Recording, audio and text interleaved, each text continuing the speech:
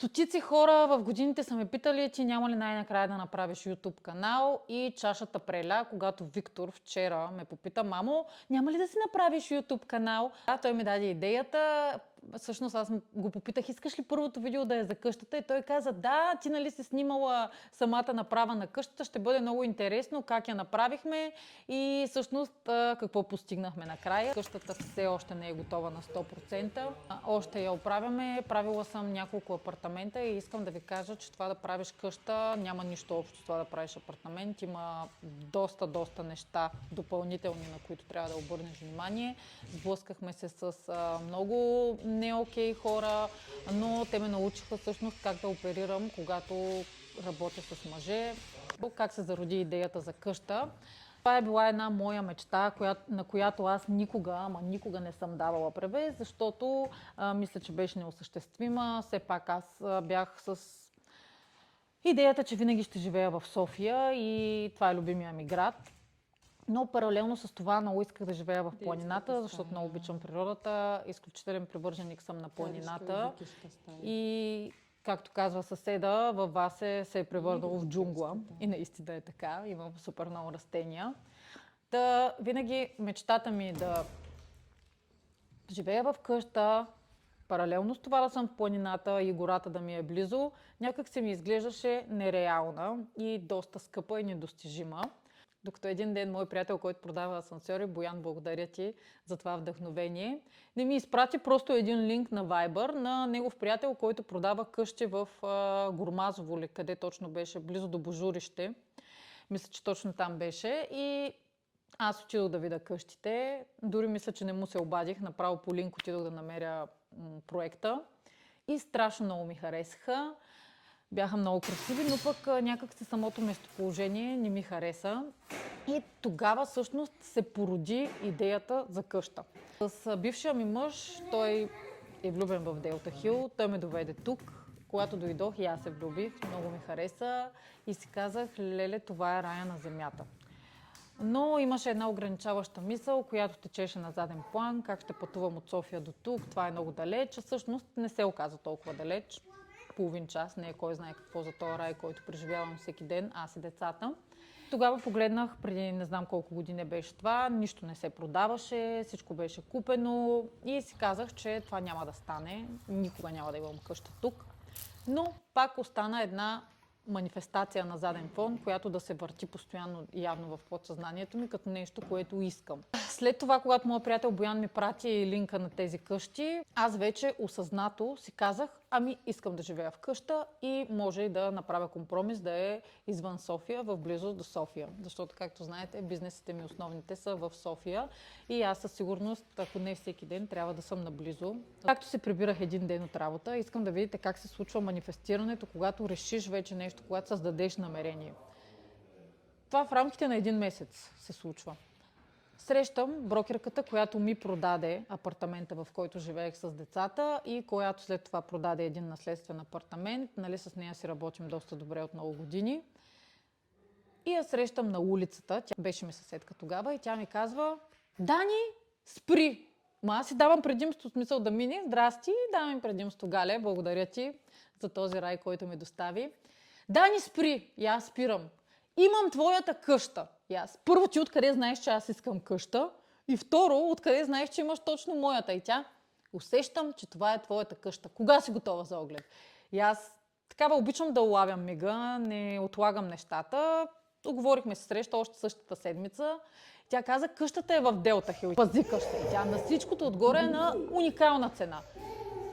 Аз направо не можех да повярвам, хора, че няколко години след това изобщо се продава нещо в Делта Хил. И по пътя си говорим. Тя казва: гледай сега как ще ти продавам тази къща. И познайте, нали? Знаете, чували сме хиляди пъти, че когато отидеш в твоя си дом, ще го усетиш. Спря ми дъха тая къща. Наистина я усетих и си казах: трябва да я имам. Между другото, един много ключов елемент в манифестирането, ако искаме да си купим Порше, нали, нещо, което сега съвсем наскоро сбъднах, отиваме директно в магазина на Порше да усетим енергията. Те всъщност, търговците, много добре знаят метода на манифестирането и затова много често пък ти дават тест драйв, да караш тая кола, да я усетиш и така нататък, за да можеш да влезнеш в енергията. Всъщност, много често, когато тръгваме да манифестираме, ние не влизаме в енергията на нещо, което искаме и няма как да го предизвикаме лесно в живота си. Затова, когато искаме нещо, първо, дори да нямаме пари, защото аз към този момент нямах пари, бях направила поредната покупка на апарат, който струваше долу-горе колкото къщата и следователно не разполагах с пари в мен. Но ето, че когато усетиш твоето нещо, нещата си идват на мястото. Къщата на времето беше колкото един двустаен в София, а сега дори е по-ефтина. Ако гледаме цената 4 години назад, е по-ефтина от двустаен в София. В Южен. Бях решила, че ще имам тази къща, макар да нямах първоначалната вноска. Звъннах на друг човек, който много ми помага и до ден днешен. Лора Чакмакова, това е моя кредитен консултант. 20 и няколко години опит, една от първите фирми в България за кредитно консултиране.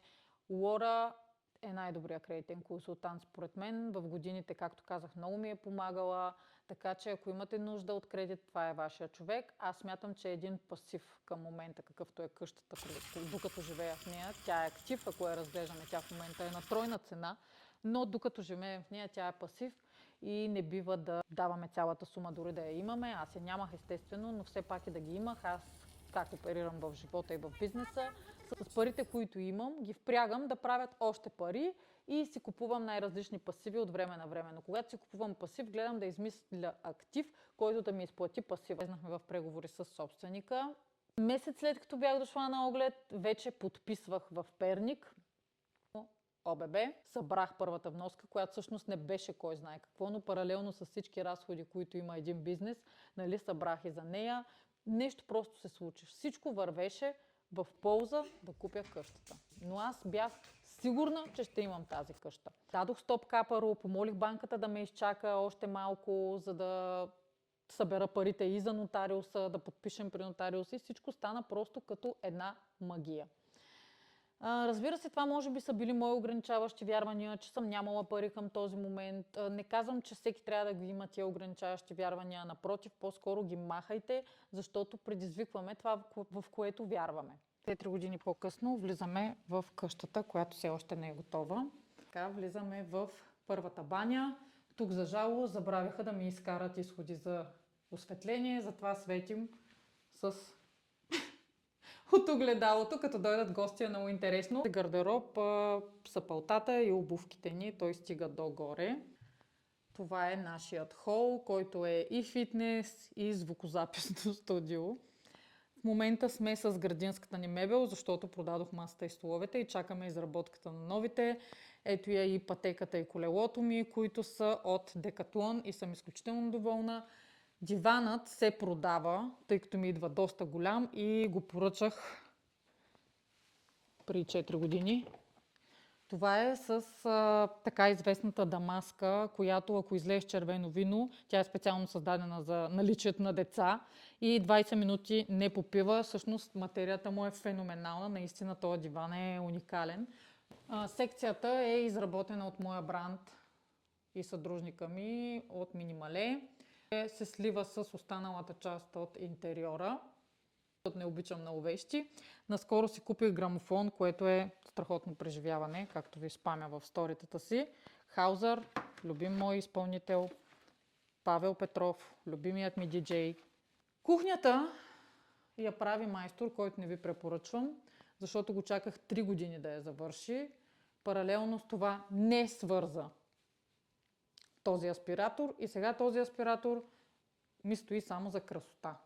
Защото не работи, а когато готвя, отварям тази врата, отварям и тази врата, за да става природна аспирация. Уредите са на Bosch, в стария апартамент бях купила на Миле и честно казано не съм доволна.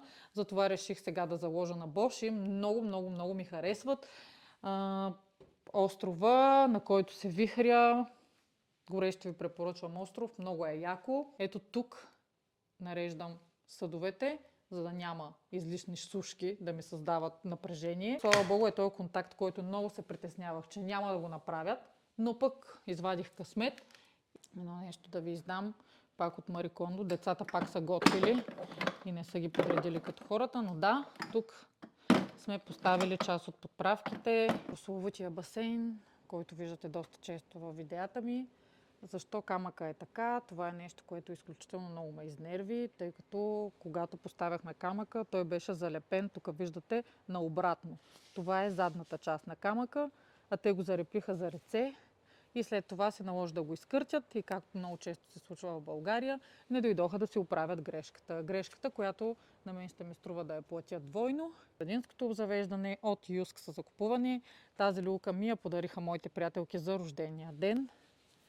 Са нашите паркоместа. Ето тук също имаме камък залепен. От същите хора, този път слава богу няма проблем. И външното тяло на термопомпата. Градината, с която се борих няколко години, вече е в добро състояние. Виждате, има поставена поливна система, с която също имахме проблеми.